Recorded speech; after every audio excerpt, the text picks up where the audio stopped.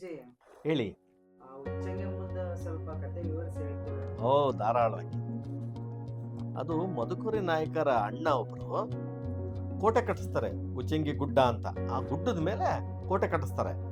ಕೋಟೆ ಕಟ್ಟಿಸಿ ಎಲ್ಲ ಆಗ್ತತಿ. ಅವಾಗ ದೇವಿ ಬಂದು ನಿಂತ್ಕೊಂತಾಳೆ. ಇವ್ರು ನಮಸ್ಕಾರ ಮಾಡ್ತಾರೆ. ಯಾಕಮ್ಮ, ಏನಮ್ಮ ಅಂತ.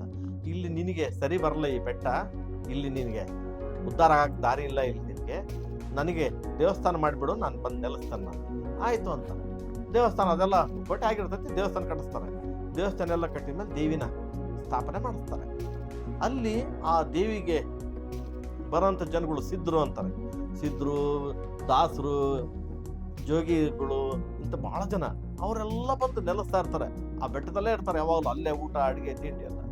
ಒಂದು ದಿವಸ ಉಚ್ಚಂಗಿಯಮ್ಮ ಕೆಳಗಡೆ ಬಂದಿರ್ತಾಳೆ, ಹುಡುಗಿ ಥರ. ಮೇಲೆ ಬರ್ತಾಳೆ. ಮೇಲೆ ಬರಕ್ಕೆ ಹೋಗ್ತಾಳೆ, ಯಾರು ಬಿಡೋದೇ ಇಲ್ಲ, ಮೇಲೆ ಹತ್ತಕ್ಕೆ ಬಿಡಲ್ಲ. ಅವಾಗ ಅದ್ರೊಳಗೆ ನುಸುಳಿಕೆ ಅಂತ ಓಡೆ ಮೇಲು ಹತ್ತಿ ಉಚ್ಚೆ ಒಯ್ದು ಬಿಡ್ತಾಳೆ. ಅದಕ್ಕೆ ಉಚ್ಚಂಗಿಯಮ್ಮ ಅಂತ.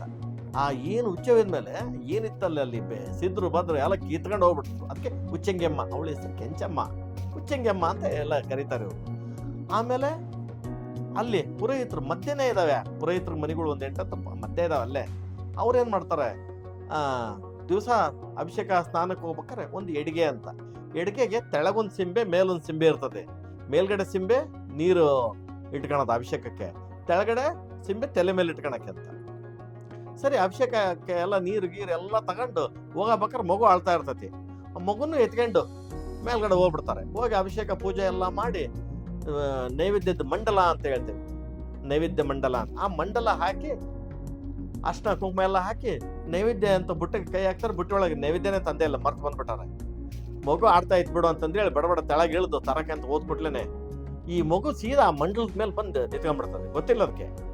ದೇವಿಗೇನು ಆ ನೈವೇದ್ಯ ಹೇಳಾಗೆ ಇಡಬೇಕು, ಮಂತ್ರ ಹೇಳ್ಬೇಕು. ಮಂತ್ರ ಹೇಳಾನೆ ಅಕ್ಷತೆ ಎಲ್ಲ ಆಗ್ಬಿಟ್ಟೈತಿ. ಮಗು ಬಂದು ನಿಂತ್ಬಿಟ್ರಲ್ಲ, ಅದನ್ನೇ ತಗೊಂಡು ನುಂಗ್ಬಿಟ್ಟಿದ್ದಾಳೆ. ನುಂಗ್ತಾ ಇನ್ನೇನು ಕಾಲು ಗೆಜ್ಜೆ ಅಷ್ಟೇ ಕಾಲಲ್ಲಿ ಐತಿ.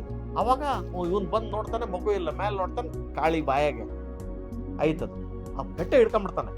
ಅಮ್ಮ, ನನಗೆ ಮಗು ಕೊಡೋ ಅಂತ. ಇಲ್ಲ, ಈಗ ಮತ್ತೆ ನಿನ್ನ ಹೆಂಡತಿ ಮತ್ತೆ ಗರ್ಭಿಣಿ ಆಗ್ತಾಳೆ, ಮುಂದ್ ವರ್ಷ ಇದೇ ಮಗುನೇ ನಿನಗೆ ಕೊಡ್ತೇನೆ. ನೀನ್ ಇನ್ನ ಮೇಲೆ ಇಲ್ಲಿ ನನಗೆ ಎದುರುಗಡೆ ಗೋಡೆ ಕಟ್ಸ್ಬಿಡ್ಬೇಕು, ಒಂದ್ ಸಣ್ಣ ಕಿಂಡಿ ಬಿಡ್ಬೇಕು, ಅದ್ರಲ್ಲಿ ಅರ್ಶಿನ ಕುಂಕುಮ ಅಕ್ಷತೆ ಹೂವನ್ನ ಒಗಿಬೇಕು. ವರ್ಷಕ್ಕೊಂದ್ಸರಿ ಮಾತ್ರ ಯಾರಾದ್ರೂ ಒಬ್ಬ ಹುಡುಗ, ಹರಿಯದ ಹುಡುಗ ಅಂದ್ರೆ ಮದುವೆ ಆಗಲ್ದ ಹುಡುಗ, ಬೆತ್ತಲೆ ಆಗಿ ಸ್ನಾನ ಮಾಡಿ ಒಳಗಡೆ ಬಟ್ಟೆ ಕಣ್ಣಿಗೆ ಕಟ್ಕೊಂಡು ಅದೆಲ್ಲ ಕ್ಲೀನ್ ಮಾಡ್ಕೋಬೇಕು.